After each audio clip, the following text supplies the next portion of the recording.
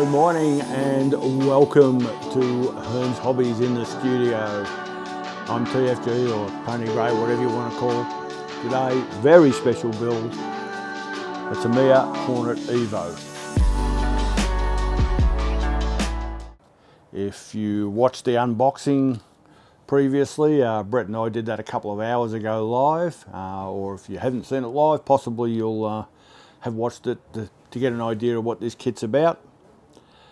Now we're going to start building it. This is, as far as we know, the very first kit into Australia. It's not commercially available here yet.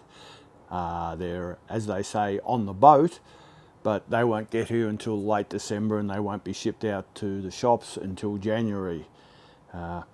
This is a personal kit. I'm lucky enough to have some contacts overseas who advised me that they'd be able to get hold of one for me should I want it. And I said, yes, I would want it, because that way we can give you the info earlier. So I'm basically building my car here. I'll probably run it, but not seriously. But I've never had a Hornet before. Never had the original one, but the idea of this one being an upgraded version of the original, I thought, yeah, this is cool, I want one. So I got hold of one. We're going to build it here. And we're going to start right now. Let's just bring this over here. Step one involves charging the battery. That's not going to happen. What I am going to do is put all these bits in. This is so familiar to anyone who's ever built a Tamiya kit. The standard Tamiya bevel gear diff. The plastic looks a little bit different to what I'm used to. The colour's a bit different. It's a creamy white. I'm not sure what the story is there. Anyway, Tamiya ceramic grease. You don't make the mistake of just overloading it. You don't need a whole heap. Same with the main bevel gear here.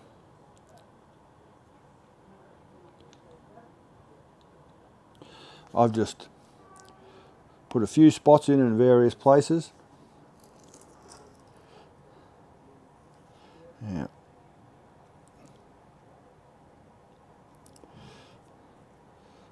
Need the big ass needle nose pliers here, because they're going to get hard to hold because all the bits will be covered in ceramic grease. Let's put these on.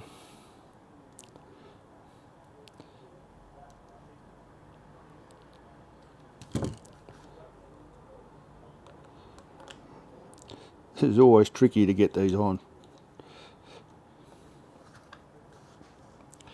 because they want to slip around in your hand. We'll just pull that up. That's okay. We've got one that's tried to escape.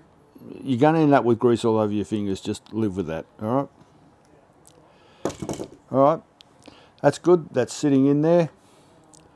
Again, just going to put a few spots here.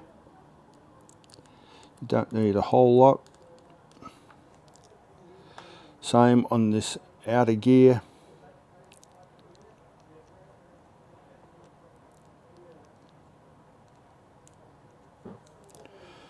Okay, that's done. We'll put that in.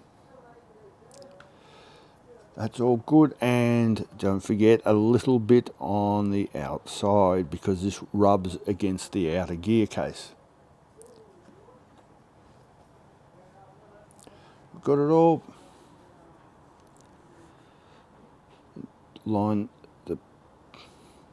Make sure you line the pins up.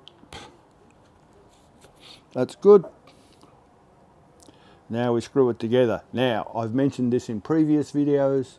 A lot of people don't know it, and you need to know it. This is not a Phillips head screwdriver. This is a JIS screwdriver. Japan industry standard. It's got a different tip profile. You can't see it here. It's just maybe you can a little bit there. it's a different tip profile to a Phillips head, so the very end is different. Now you can assemble these without a JIS screwdriver, but it doesn't quite work as well. You want, if you've got the JIS screwdriver, it just engages with the head just perfectly. So if you can get one, they're not readily available. I don't think you'll find them at Bunnings. I don't think they have them. But some of the specialist tool shops like Sydney Tools and All Tools and Total Tools and basically anything that has tools on the end, they will generally have them. Or they can, some hobby shops will have them. We don't stock them as a matter of course. We can get them, but it's not something that we would normally bother with. So if you're building a Tamiya kit, it's worth you spending the $10 or so to get yourself one of these. It's just so much nicer to assemble it because it engages properly. So that's done that. Now what I like to do is make sure that that turns around, and that's fine. You can just put the axles in, but they're over there in another box. So that's fine. These aren't done up too tight. You don't want them too tight. You do that too tight, it'll lock everything up. That's step 2 done. A1, we need to move to a gearbox part, which is over here somewhere. Not really very organised today. We've just gone straight, actually it's over here. We've gone straight from doing the unboxing into this. Now, here's the big difference for Hornet people. This is a complete transmission assembly from a DT02 Buggy from 2005, and they've used it on a number of cars since. And that's basically the whole thing about the Hornet Evo. It's got a completely new transmission assembly and suspension. So it's going to work so much better than the original one, yet still keeping within the spirit of it. Let's turn that over. Here's another thing that's different. Ball bearings included in the kit. So we need to put in something up there.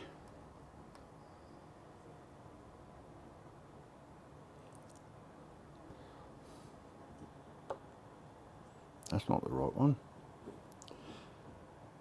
This is the right one, and this is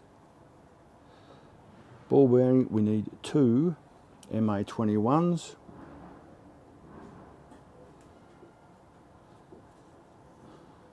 Which is an 1150 bearing.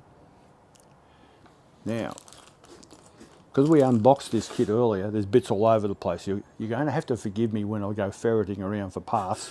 I can't find them because Brett's put them somewhere else. Some will be over there, and some will be in here. This happens every time we unbox the kit, and then I have to build it later, and there's parts everywhere. Because Brett doesn't care because it's mine. Nah, it's only TFGs, it doesn't matter. Alright, let's get out. As always with a Tamiya kit, yep, go over, you can check to make sure you've got the right one. Check it on the parts, and that's good.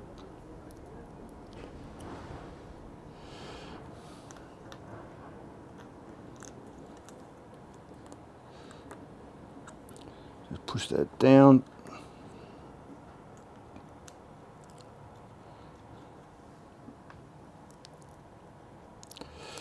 And there's one that goes on the other end. That spins nice and easily. And that goes into there. Now you can see there that that gear is now fully enclosed. Now, because of that, we want to pull that out. And again, just a little bit of ceramic grease on this.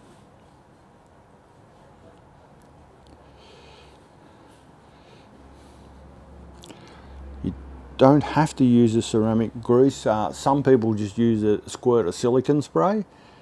That works quite well, but usually we'll need a bit of topping up. Just a small amount of the ceramic grease will usually do the job.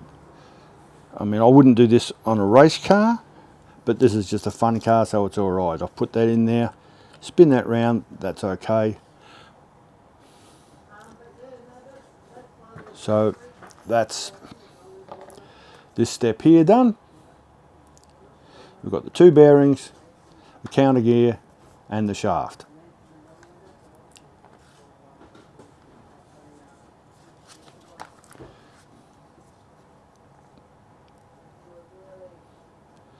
Now, a couple more bearings. One on this side. Now I'll reach over here and grab the other gearbox part. I can't believe I'm assembling a transmission like this to go into a Hornet. I've never actually built a Hornet, I have to say. I've never built one, I've never owned one, I've never actually even driven one. And I've been in this hobby for some 40 years now. Speaking of 40 years, this year, 2024, was in fact the 40th anniversary of the Hornet. Hence the reason they did the Evo. So it's 40 years, it's been almost in continuous production. There's just been a few years when they haven't had it available. So it's pretty amazing to think that people are still buying this car that's 40 years old. I think it's great. I think the thing is, to a young kid coming into the hobby, he doesn't see it as an old car. He just sees it, oh, isn't that a cool buggy? Because it's still cool after all these years. And it's pretty hard to beat that. So we've got that one in. Another one over here. I think pretty much all the bearings in this are 1150, which makes it easy. That's good, that's good, that's good. We can now put, before we put that in, again, just a little bit of ceramic grease.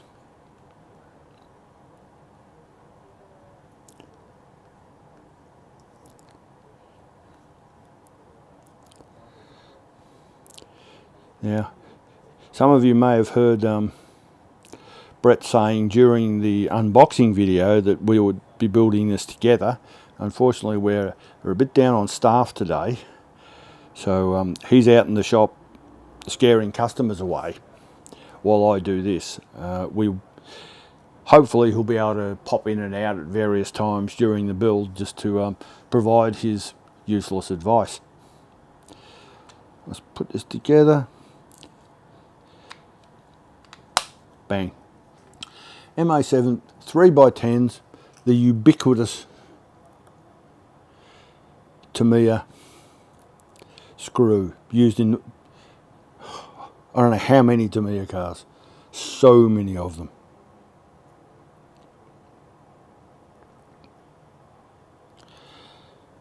And because they are, that's why you need the Tamiya screwdriver.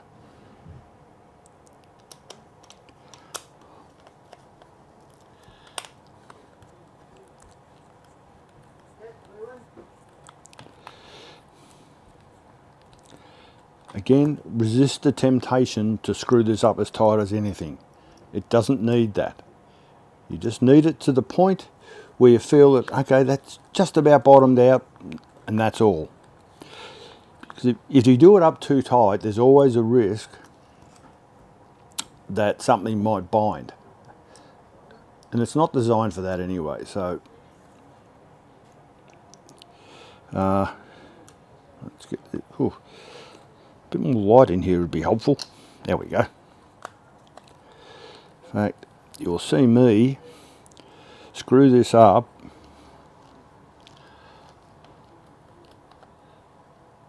Alright, that's bottomed out. I'll just back it off maybe 1/8 of a turn. There's another one over here. Unfortunately for you, this is probably not all that easy to see because the everything's dark and gloss black plastic does not photograph well.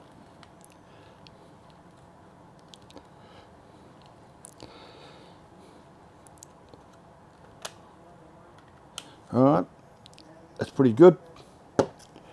Now, on a competition level buggy, once we got to this stage, we would then be assembling a slipper on the spur. This is a basic entry level gearbox. It doesn't have any of that flash stuff, but it probably doesn't need it. So, bearings in. Like I said, I've never actually built one of these before, but it's just, to me anyway, it's very obvious how it all goes together. Again, just a little bit of ceramic grease because there's already some on the gear that's inside there. So we don't want too much.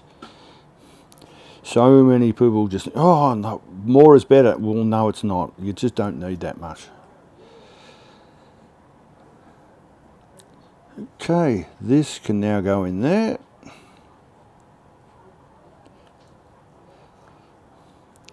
And you'll feel this shaft engage in the other side.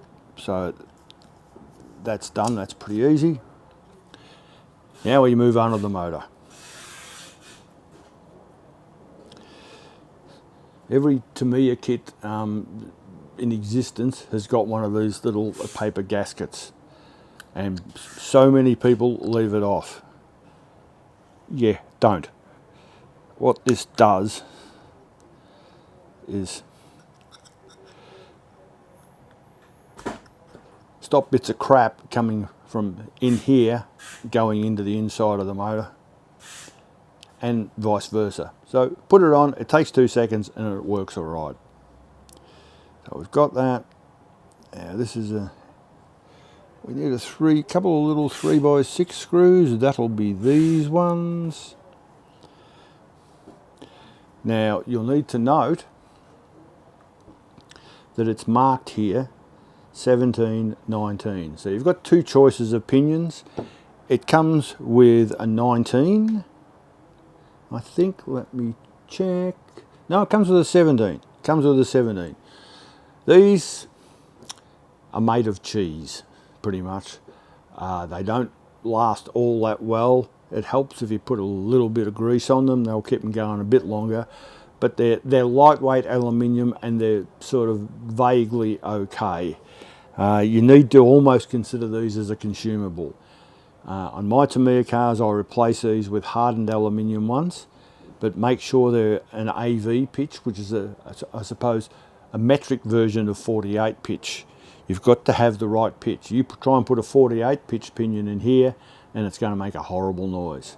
So go to your hobby shop, i.e. ours, and at some stage, if you're going to run this a lot, you either need to change this regularly or get a harder one.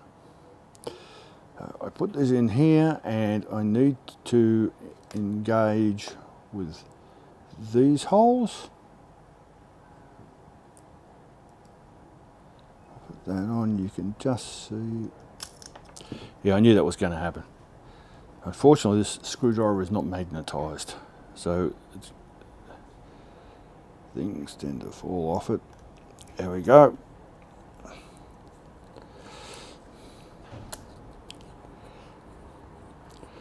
Once you've got one in, it's okay. Don't do it all the way up. Now put the other one in. You might need to move it a bit. There we go. We can just see that there. Oh, that is magnetised. It just must be like really weak magnetised.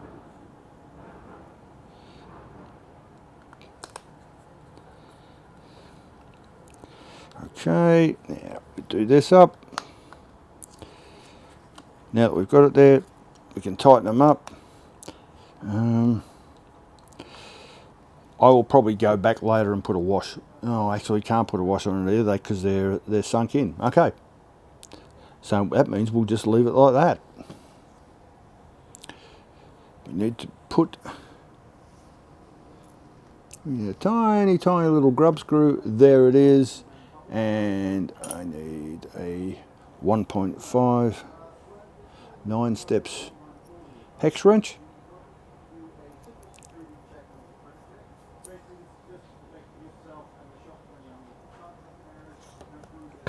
Okay. And this one goes on back to front. Normally you'll put a pinion on this way, but in this case, because of the offset, it needs to, now you need to line up the grub screw with the flat on the motor.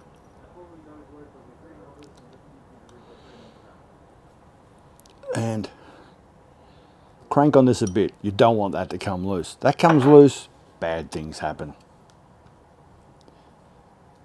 Done. Just spinning that. It even says here, firmly tighten on shaft to flat. So if the Tamiya manual says it, you do it. There we go. That's all turning around nicely. Let's move on to the next bit. Oh, we get to enclose it already. Let's lean over here. Grab our 9 steps cutters. 9 steps is a Hearns house brand. Really good quality tools, and they don't cost a fortune.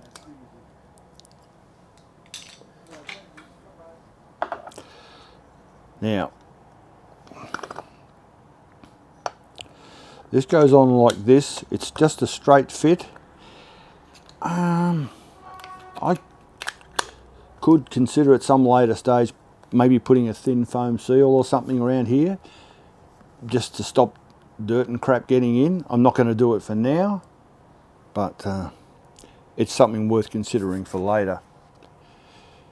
Back to M3x10. You'll be really sick of these.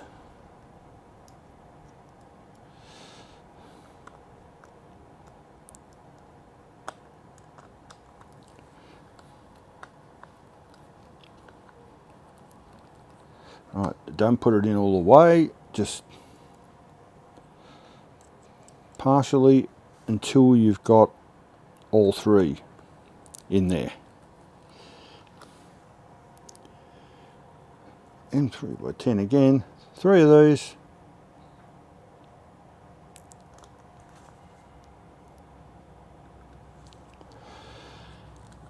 It's only on the 3rd one when I start to do them all the way up.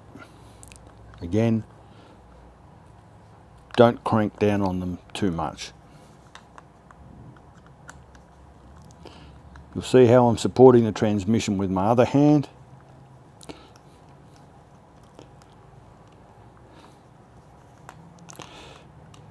Now there is always a risk you're going to go and spear your hand. I've done it a lot of times.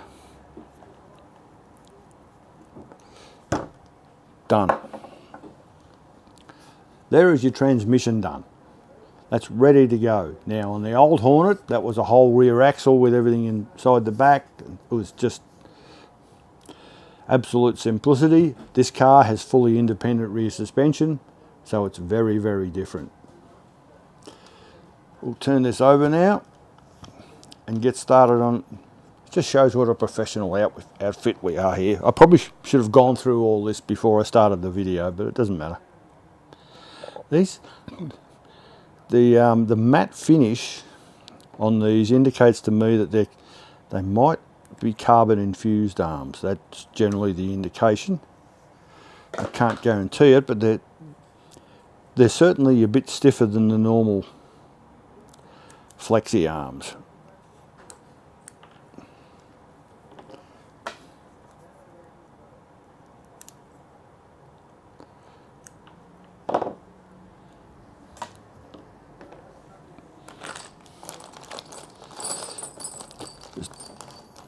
All these bits out.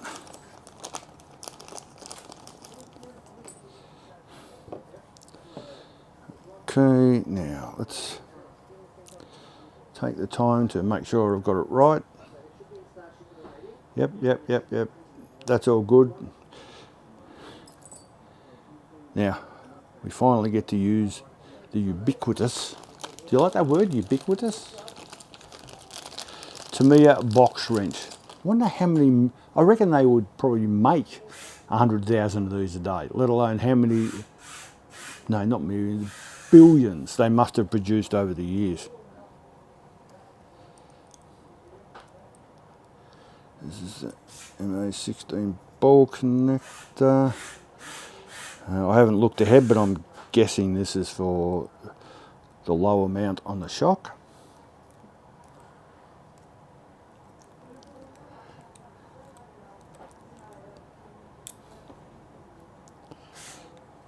Again, checking I've got the orientation right.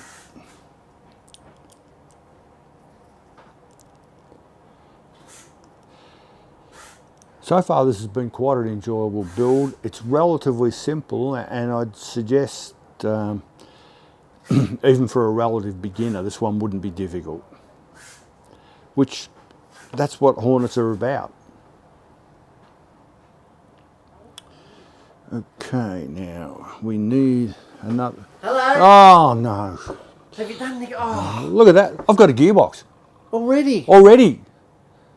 And I might even have got it right. I really wanted to see the gearbox because I've not seen this gearbox before. That looks like that. Well, there's not a lot to it, let's be honest. There's not. There's not a lot. It's a 3-gear transmission. Yeah.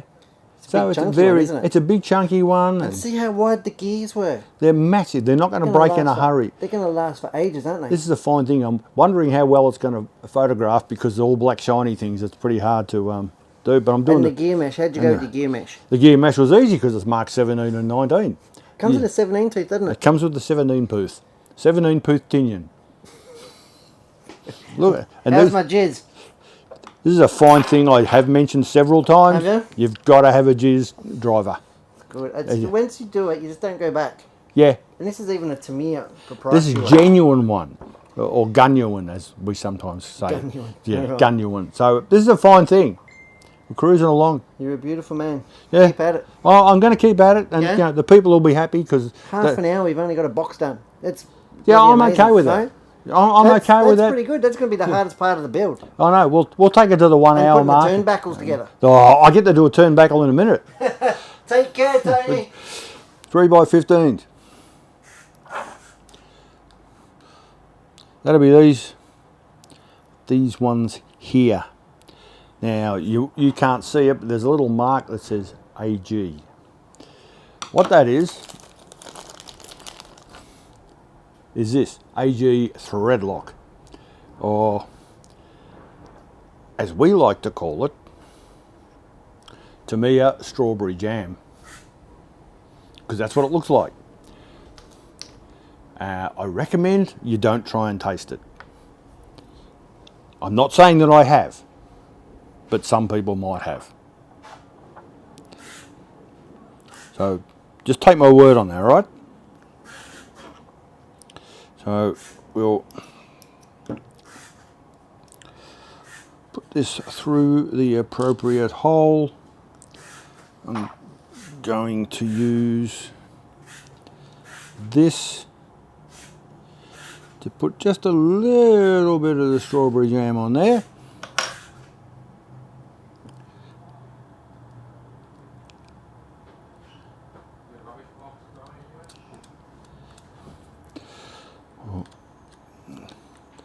It's a bit hard to get the box wrench on there, so I'm just going to jam it up like that. Ooh, I'm mindful of trying to keep that where people can see it. Put that on. Doesn't need to be massively tight because you've got the thread lock going on there anyway. So that will keep it.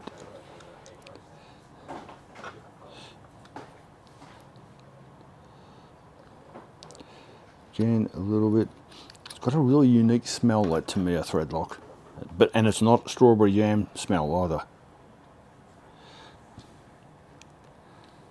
Let's just get that on there.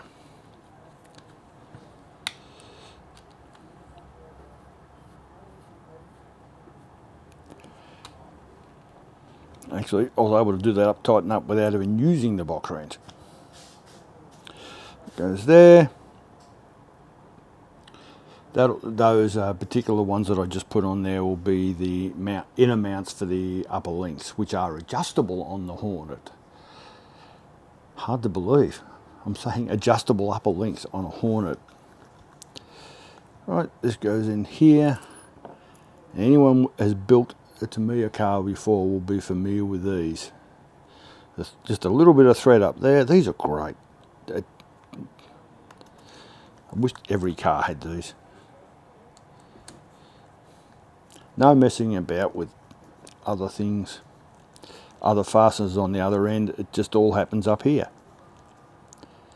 My favourite Tamiya car, the MO3 Mini, has these everywhere and they're great. And I'll fight anyone that says otherwise.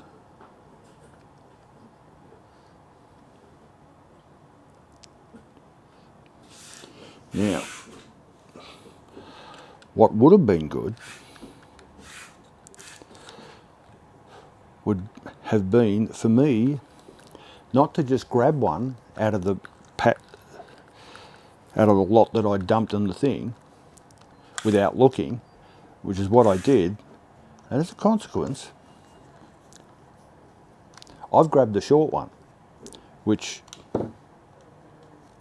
only goes part of the way, doesn't go all the way through to the other end. Luckily, I spotted it as I was screwing it in and went, okay, I'm going to have to fest up to this one. We need to put the long one in. The shorter ones go on this side.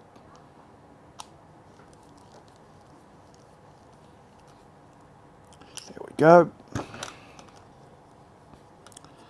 That, people, is a transmission with the lower arms already attached. So we're ready to go. And as I said,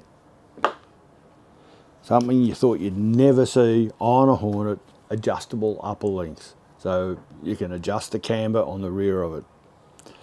Hard to believe. Here they are. We'll just snip these off. I just have to find it. When you're 67, you'll have trouble finding things too. There it is. These are tiny. Now, normally, if I'm building this at home, I'd have my head thing on with the close-up glasses, or I'd just have my normal close-up glasses on so that I could see. Here, I don't have that, and I'm just going to have to guess and work out, because I actually can't see what direction the threads are going. That's all right. We'll work it out.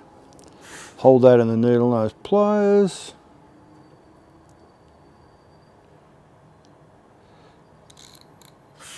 Actually, I'll hold it in the JPRC pliers. A lot more rigid. It's not going to turn around now. I think I can see that this one goes that way because they are directional.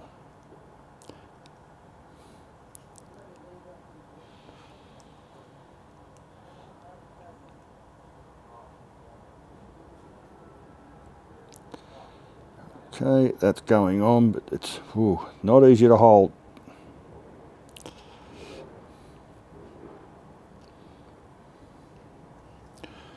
Once you've got it going, you can just put something else in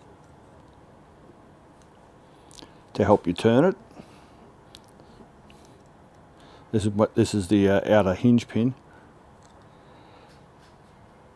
Now you'll see here they've got the little diagram showing that it should be 10.7 millimeters. That's actually the scale, so you can have a look and go, all right, that looks not too bad. So I'll get that to the point where I think it's right, and then I'll leave it. I'll switch it around. Now these aren't like normal turnbuckles. These all go, they screw on the same direction. So if you're used to building a proper race car, it's going to turn the opposite way. These aren't.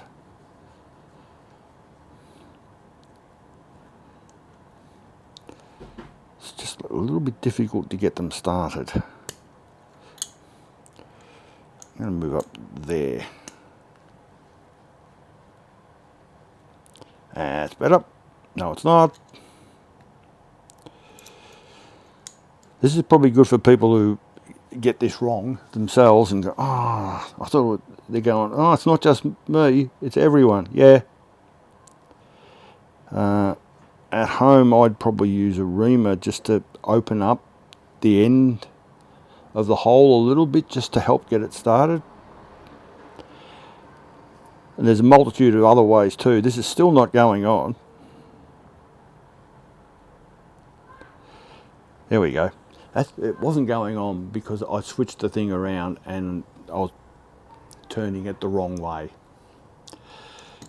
There goes any hope of me maintaining my aura as a professional builder. Let's have a look at this, where it is compared to the thing. That's almost dead on. One done.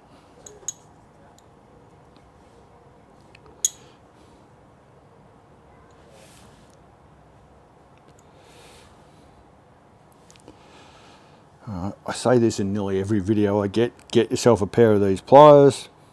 They're, I don't know, $49 or something. And they have a multitude of uses. This being just one of them. They're particularly good on shock shafts and things like that. So, well worth getting hold of. Alright, that's that one done.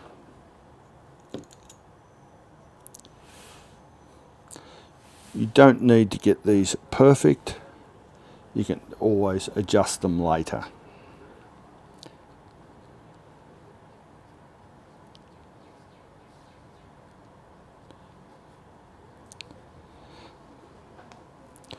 Sorry, this part's probably not terribly interesting for everyone watching. When I do full-on race builds, I tend to just do all this off camera. So that here's some I prepared earlier sort of thing, because it's just a boring thing for everyone to watch. You know, my builds are pretty boring anyway, so you know, I want to try and eliminate as many boring bits as I can.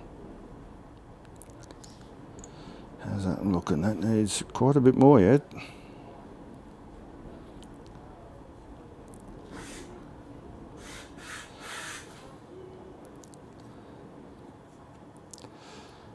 Let's get in my special outer hinge pin turning device. Feel free to use this. Yeah, it's not patented. Actually, I'm going to do that with here because I can't quite see it.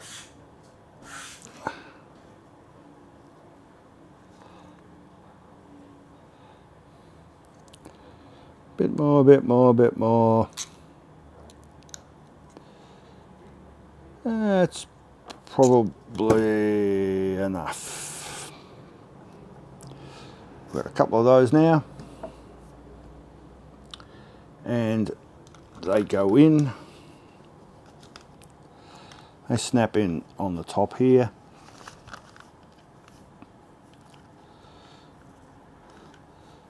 So we'll use my ludicrously oversized needle nose pliers to snap those on.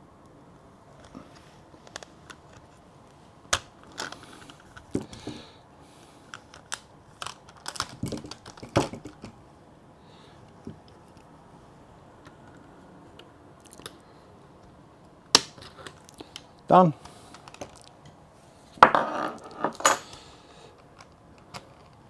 And we've got to put the out drives in. These are keyed, so you need to turn it around. Yep, that's in. See, there's a flat on either side. Found it.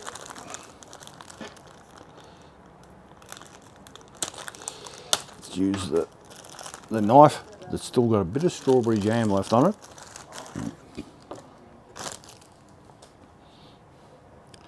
We've got front seat hubs. I think these look like the rears to me. I haven't made a habit of looking at the part numbers, have I? I've just been doing it.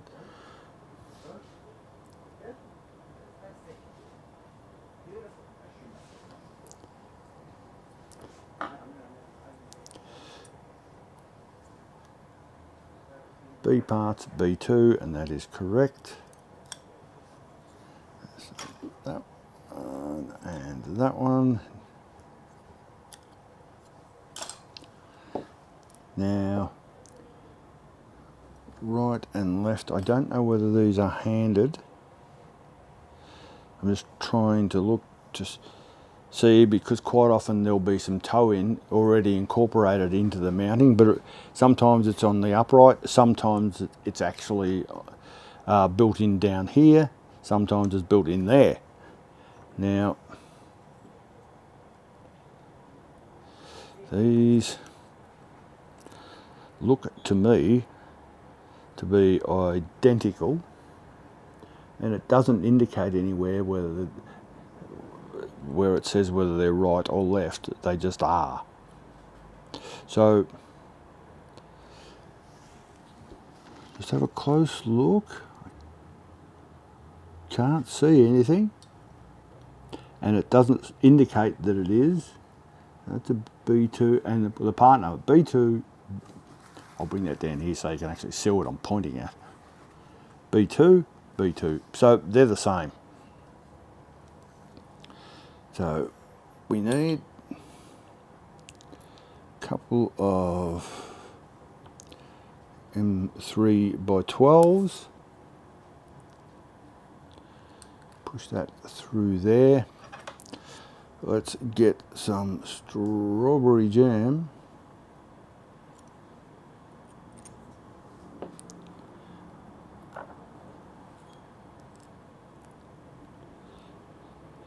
And a little ball end. And we'll tighten that one up. Now do the other one.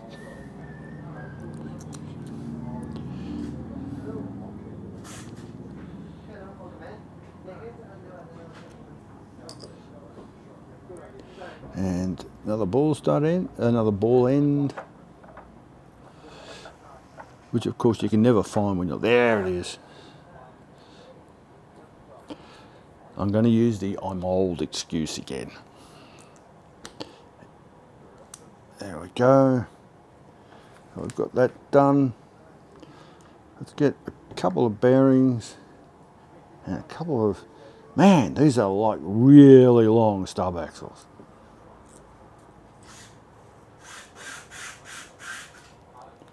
Wow.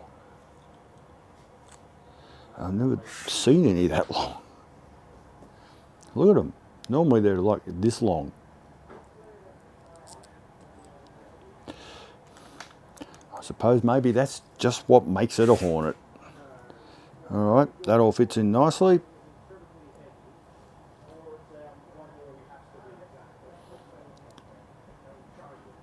Let's get the dog bones out.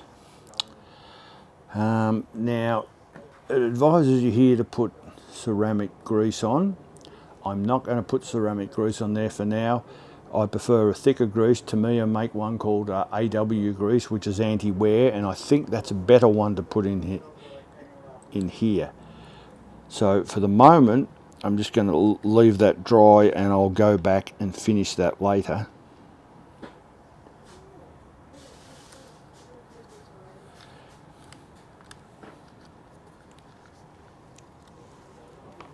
Now we insert that outer hinge pin, the one that I used to turn the ball end before. It's now going to serve its normal purpose. If I can get it lined up. Okay, I got that through, but without the upright in it. Let's push that in again. Done. We've got that in. We do it up. Requires a little bit of pressure here. I think that's because, as I said before, I think the arms are carbon infused, so it makes it very hard. That goes in. Engage it in the axle. You line that up. Get the big ass pliers. That's done. We'll do the same on the other side.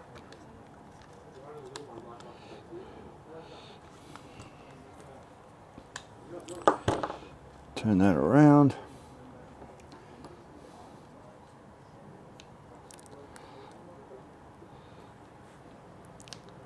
That goes through.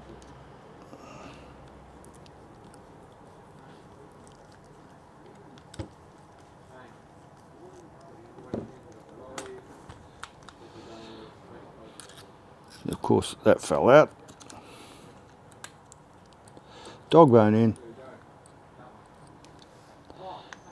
And the other side, that's good. Line up the upper link.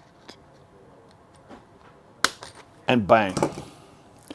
Now, I just noticed before, not sure that whether you can pick this up.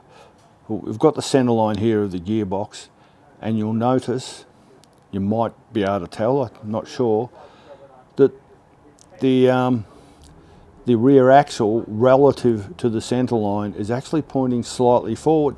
That means we've got a couple of degrees of toe in on the rear, which will help the thing track straight. So a good thing to have. So that's ready. Bang that off.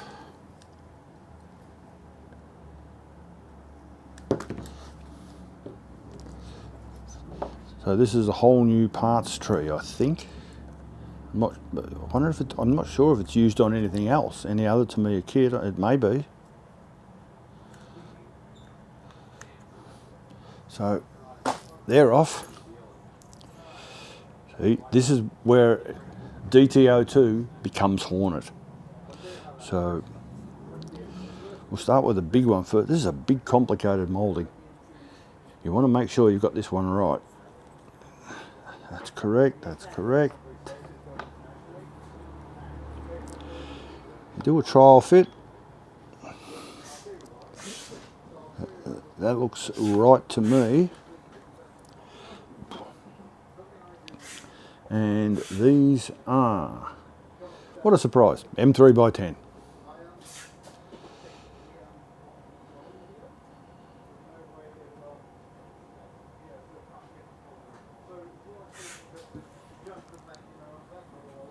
One, two, there's 4 of these.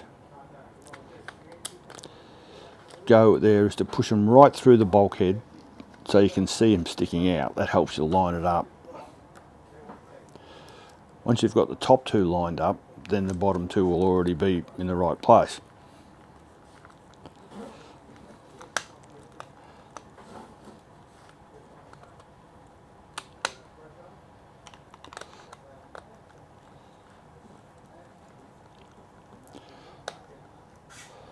Okay, they're done.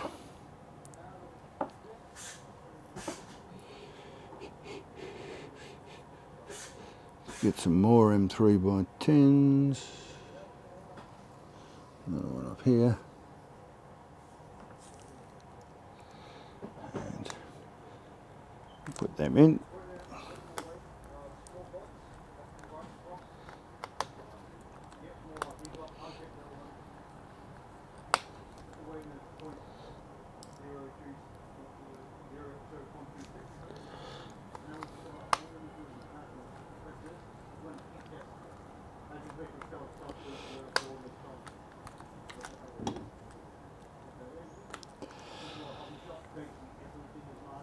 And I'm going to call that there for the day. We've got the transmission assembled. We've got rear suspension assembled. So these are all new bits for the Hornet Evo. So you've already got a fair look at most of what's new on the Evo. In the second part of the build, we'll do the rest of the car. I reckon the rest will fall together fairly quickly. Until then, this is Tony Gray at Hearns Hobbies. Thanks for watching our build on the Hornet Evo.